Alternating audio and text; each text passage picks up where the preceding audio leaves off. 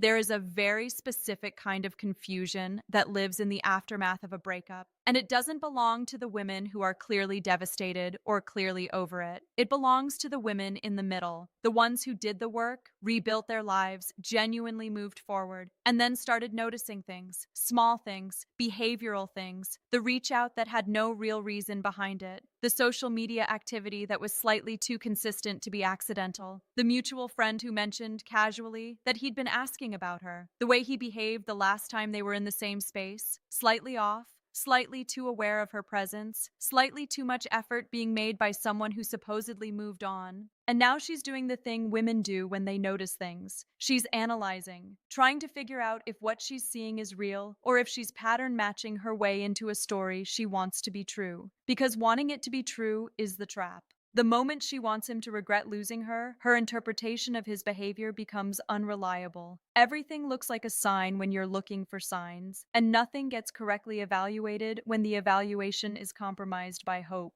This video exists to cut through that, to give clear, specific, psychology-backed behavioral markers of genuine male regret, so she can look at what's actually happening instead of what she hopes is happening. Because there is a difference between a man who genuinely regrets losing her and a man who is bored, ego bruised, or simply unwilling to fully close a door he's not sure he wants shut. 1. He finds reasons to stay in your orbit. A man who has genuinely moved on from a relationship does something that is remarkably easy to overlook precisely because of how undramatic it is. He actually moves on. He doesn't manufacture reasons to stay connected. He doesn't engineer situations that keep him peripherally present in her world. He doesn't show up in the comment section of a post that he would have had no organic reason to engage with. He simply, quietly exits the shared space the relationship occupied and builds his life in a different direction. The exit isn't always clean or immediate, but the trajectory is clear. He is moving away, not hovering at the edges, looking for reasons to stay visible. A man who regrets losing her does the opposite, and the behavior is specific enough to identify clearly once the pattern gets named. The hovering takes different forms depending on the man and the specific dynamic of the relationship. For some men, it looks like the consistent, low-level social media engagement that has no obvious purpose. Not a direct message, not a substantive comment, just a persistent presence in her digital periphery that communicates awareness without committing to contact. The like on a photo at 11 p.m., the view on a story that was posted 6 hours ago, the engagement that is just enough to register and not enough to be confronted directly. His digital footprint keeps reappearing in her space with a consistency that accidental attention doesn't produce. For other men, it looks like the manufactured practical connection, the reason to text that is technically legitimate but clearly constructed, the item he needs to return that he's been holding on to for 4 months, the question about something she mentioned once that he could easily find the answer to elsewhere. The check-in disguised as concern that arrives at a frequency no genuinely indifferent person sustains. Each individual reach out has a surface-level justification. The pattern underneath them has only one honest explanation.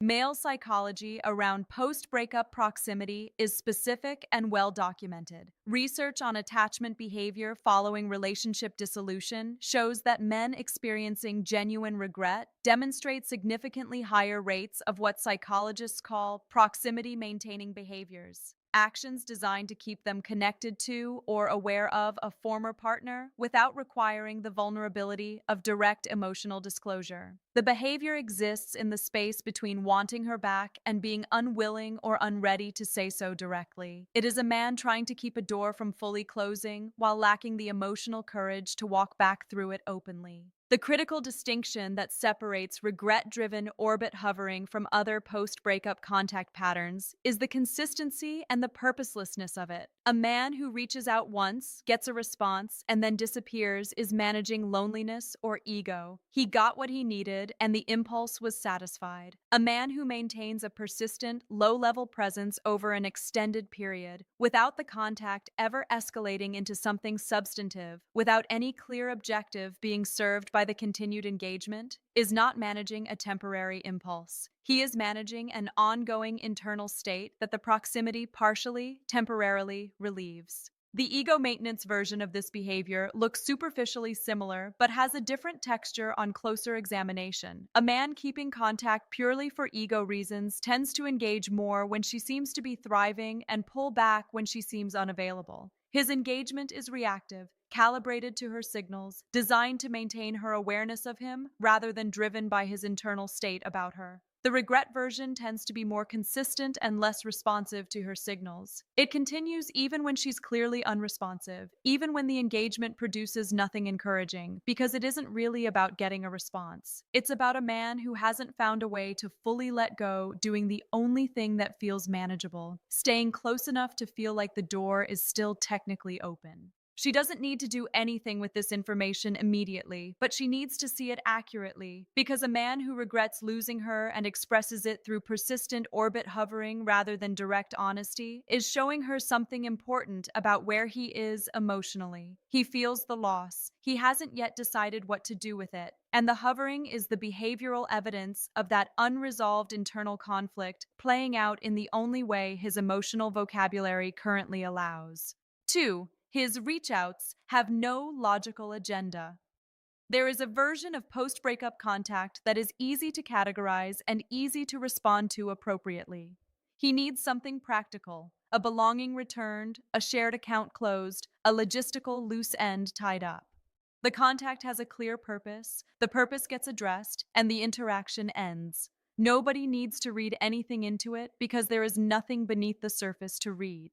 It is transactional contact, and transactional contact between exes is not a sign of anything except unfinished practical business. Then there is the other kind, the kind that has no logical agenda, the kind that arrives without a request attached, without a practical purpose driving it, without any obvious reason for existing beyond the fact that he thought of her and acted on it before his rational brain could construct a justification for why he shouldn't. A text about something she mentioned liking 6 months ago that he randomly encountered. A voice note that starts with, "This is going to sound random," and then proceeds to be exactly as random as advertised. A meme that is genuinely funny, but could have been sent to literally anyone in his contact list, and somehow ended up in her inbox specifically. Contact that, when examined for purpose, comes up empty, and in that emptiness reveals everything. Purposeless reach out is one of the most reliable behavioral indicators of unresolved emotional attachment in male psychology. And the reason it's so reliable is precisely because it bypasses the rational filtering system that governs most male communication. Men are generally purposeful communicators. They reach out when they need something, want something, or have something specific to convey. The absence of a clear communicative purpose in a reach out means the impulse that generated the contact was not rational. It was emotional. Something triggered a thought of her. The emotional weight of that thought exceeded his resistance threshold, and the message got sent before the part of his brain that manages self-preservation could intervene. Research on post-breakup communication patterns consistently identifies unprompted, low-agenda contact as one of the strongest behavioral predictors of continued romantic attachment. The key variable is not the frequency of contact, but the purposelessness of it, the absence of any practical justification that could explain the reach out as anything other than an emotional impulse breaking through a rational filter. A man who reaches out with a clear agenda is managing a practical reality. A man who reaches out with no agenda is managing an emotional one. And emotional reach outs from men who don't typically lead with emotion are not casual. They are significant.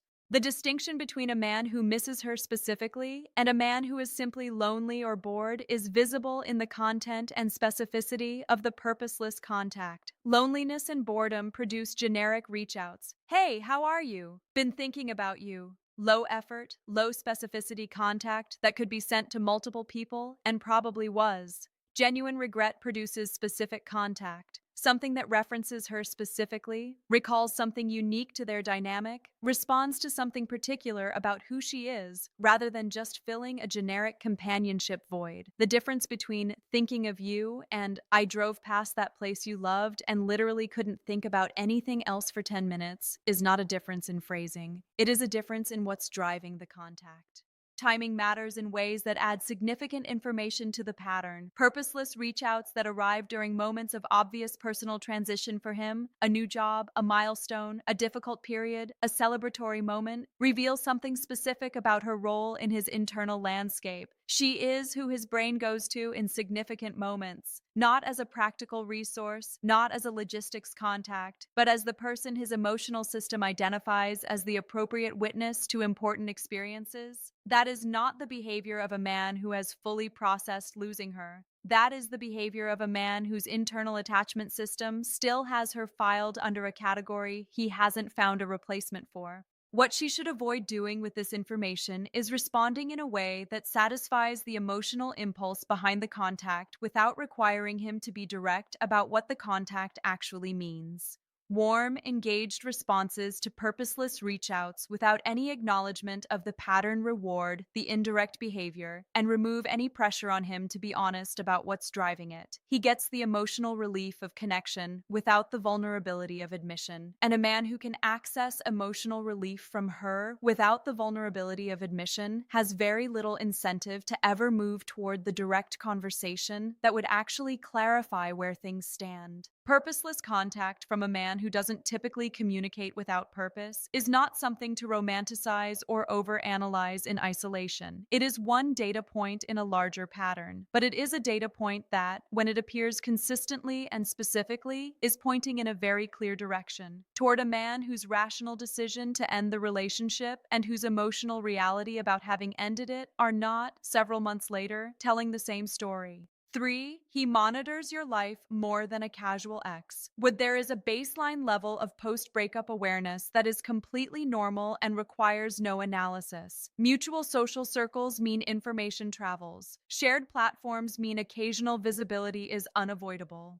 Running into each other's lives peripherally through the natural operation of shared networks is not a sign of anything except the fact that two people who were once connected exist in overlapping worlds. Nobody needs to read regret into the occasional incidental awareness that comes with having shared a life with someone, however briefly. What requires analysis is when the awareness stops being incidental and starts being deliberate. When the monitoring is consistent enough, specific enough, and behaviorally visible enough that it cannot be explained by the casual, unavoidable overlap of shared networks. When a man who supposedly moved on demonstrates through specific and repeated behavior that he is paying significantly more attention to her current life than someone who has genuinely moved on would have any practical reason to. The digital signatures of deliberate post-breakup monitoring are specific and worth naming clearly. Watching every single story she posts, not occasionally, not when an interesting thumbnail catches passive attention, but consistently within a narrow time window that suggests active checking rather than passive encountering. Engaging with content from accounts she recently followed or pages she recently interacted with, suggesting he is navigating her digital footprint rather than simply encountering it. Appearing in her profile views with a regularity that passive social media use doesn't produce. These behaviors require intent. They require him to be actively directing his attention toward her digital presence rather than simply stumbling across it in the normal flow of platform use. The in-person version of deliberate monitoring is less common, but more revealing when it occurs, showing up in spaces he has no organic reason to frequent, but that she's known to inhabit, positioning himself where their paths are likely to cross under the cover of coincidence, knowing details about her current activities, schedule, or life development that he could only know if he was actively gathering that information through channels she didn't provide directly. Each individual instance can be rationalized as coincidence. The pattern, examined honestly, does not survive the coincidence explanation. Neurologically, the monitoring behavior is driven by something specific that researchers studying attachment and loss describe as hypervigilant partner tracking, a state that develops in individuals who have lost a significant attachment figure and whose nervous system responds to that loss by increasing monitoring behavior as a form of continued connection. The monitoring is not purely strategic or consciously calculating. It is partly the attachment system doing what attachment systems do when they've lost their primary anchor, seeking proximity through whatever channels remain available. He is not always fully aware of how much attention he is directing toward her. He just knows on some level that tracking her presence makes the loss feel slightly more manageable. The distinction between monitoring driven by regret and monitoring driven by something less healthy, obsession, control, or unresolved anger, is important and worth addressing directly. Regret driven monitoring tends to be passive and non intrusive. He is watching from a distance, gathering information without making his presence felt, staying connected through observation rather than intervention. The watching is wistful rather than resentful. The unhealthy version tends to be intrusive, making his monitoring visible in ways designed to unsettle her, using the information gathered to insert himself inappropriately, or demonstrating awareness of her activities in ways that feel threatening rather than merely telling. What the monitoring reveals, in its regret driven form, is a man who has not completed the internal process of letting her go. The relationship ended in the external world. The practical connection was severed, the daily contact stopped, the shared life dissolved. But in his internal world, she remains significant enough to warrant ongoing attention. His curiosity about her current life is not casual. It is the specific curiosity of someone who wonders regularly whether the story he thought he was finished with is still being written without him, and cannot quite bring himself to stop checking.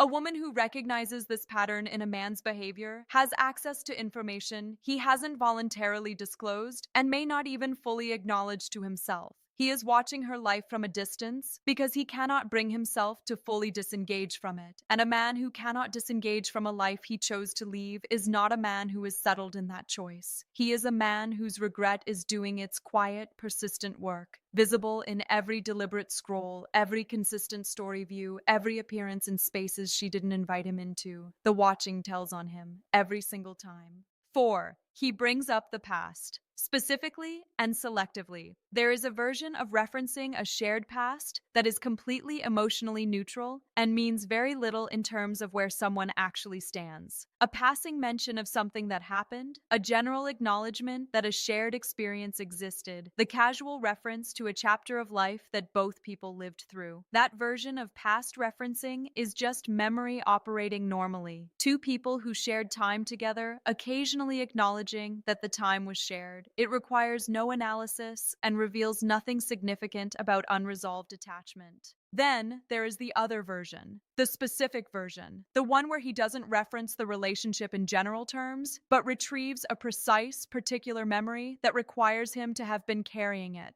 A specific conversation, a specific moment, a specific detail about who she was or what she said or how she made him feel that he has no practical reason to still have in active memory unless it has been living there, regularly revisited, long after the relationship ended. That version is not memory operating normally. That is attachment operating through memory, and the specificity is what gives it away completely. The psychological mechanism behind selective memory retrieval in men experiencing post-breakup regret is rooted in how the brain processes emotionally significant experiences. Research on memory consolidation and emotional attachment shows that experiences associated with strong positive emotion, particularly those connected to feelings of genuine intimacy, connection, and being deeply known, are encoded with significantly higher retention strength than neutral experiences. A man who is actively missing someone doesn't just miss them in a general abstract sense. He misses specific moments, specific textures of the relationship, specific versions of her that existed in particular contexts. And those specific memories, when they surface in conversation, reveal exactly how much internal space she still occupies. The selectivity is the key diagnostic marker. A man referencing the relationship generally, we had some good times, it was a good relationship while it lasted, is processing the relationship as a completed chapter. His language is past tense, categorical, and emotionally resolved. But a man who references a specific moment, I still think about that conversation we had in the car that night. I was thinking about the way you used to do that thing when you were excited about something. I remember you said something about this once, and it was the most accurate thing I'd ever heard. Is not processing a completed chapter. He is actively revisiting specific pages, and pages only get revisited when the story they contain still matters to the reader. The inside joke retrieval is particularly revealing. Inside jokes are relationship specific artifacts. They only exist because two particular people shared particular experiences that generated particular references nobody outside the dynamic would understand. A man who retrieves an inside joke months after a relationship ended is demonstrating that he has kept something specifically tied to her, specifically tied to what they were together, active in his mental landscape long past the point where someone who has genuinely moved on would have let it fade. Inside jokes don't survive unless someone is keeping them alive, and keeping them alive requires regularly visiting the mental space where they live. What makes this sign especially significant is the involuntary quality that genuine regret-driven memory retrieval tends to carry. A man who brings up a specific memory because he's been thinking about it and it surfaced naturally in conversation has a different energy than a man who references the past strategically to reestablish connection or manufacture nostalgia. The genuine version tends to arrive slightly unguarded. He says it and then catches himself, or he says it with a quality of honesty that strategic deployment doesn't produce. The strategic version has a slightly rehearsed texture, a too convenient timing, a sense of being placed rather than surfacing organically. Selective past referencing also reveals something specific about what he valued most in the relationship. Because people don't retrieve random memories from significant experiences, they retrieve the ones that meant the most. When a man brings up a specific moment, he is inadvertently disclosing what he misses most specifically. The memory he keeps returning to is a map of his regret, pointing directly at the dimension of what they had that he hasn't been able to find a replacement for and isn't entirely sure exists elsewhere. A woman who hears this kind of specific, selective memory retrieval from a man who supposedly moved on is not receiving a casual conversational contribution. She is receiving an involuntary disclosure from a man whose internal landscape is still significantly organized around experiences they shared, experiences he clearly hasn't been able to file away as cleanly as the end of the relationship was supposed to allow. The specific memory surfacing in conversation is not the whole story. It is the part of the story he couldn't keep from telling. 6 signs, all of them specific, all of them rooted in the gap between what a man says and what his behavior, his body, and his indirect language are quietly communicating underneath it. He stays in your orbit without a clear reason. His reach-outs have no logical agenda. He monitors your life more carefully than someone who moved on would bother to. He retrieves specific memories nobody asked him to retrieve. His subsequent relationships behave like unfinished business in disguise. He gathers information about you through everyone except you. His energy changes the moment you're in the same room, and he tells you, in every way except the direct one, that leaving produced consequences he wasn't fully prepared for. None of these signs exist in isolation.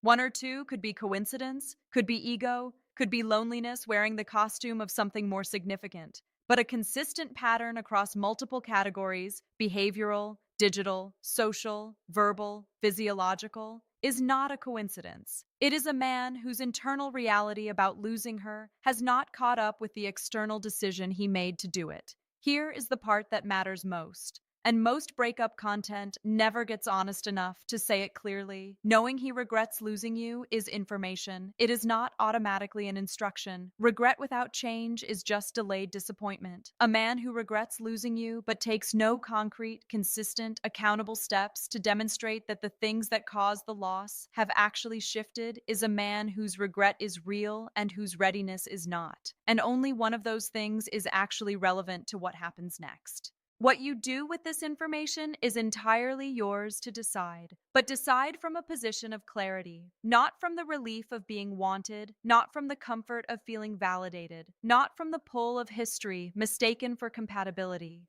Decide from the position of a woman who knows her value clearly enough that a man's regret, however genuine, has to come attached to genuine change before it qualifies as a reason to reconsider anything. If any of these 8 signs landed close to home today, if this video named something you've been observing but couldn't fully articulate, drop it in the comments. Be specific about what you're seeing and where you are in figuring out what to do with it. This community reads every comment, and many receive personal responses, because navigating this particular kind of situation deserves more than generic advice, and you deserve someone actually engaging with what you're going through. If this gave you clarity today, do something with it. Like it, share it with a woman who is currently trying to decode a man's post breakup behavior. And most importantly, subscribe to this channel. This is the kind of direct, psychology backed relationship content that keeps coming. And every single video is built to give you the tools to see clearly, decide wisely, and move through love with the kind of self possession that makes every outcome survivable.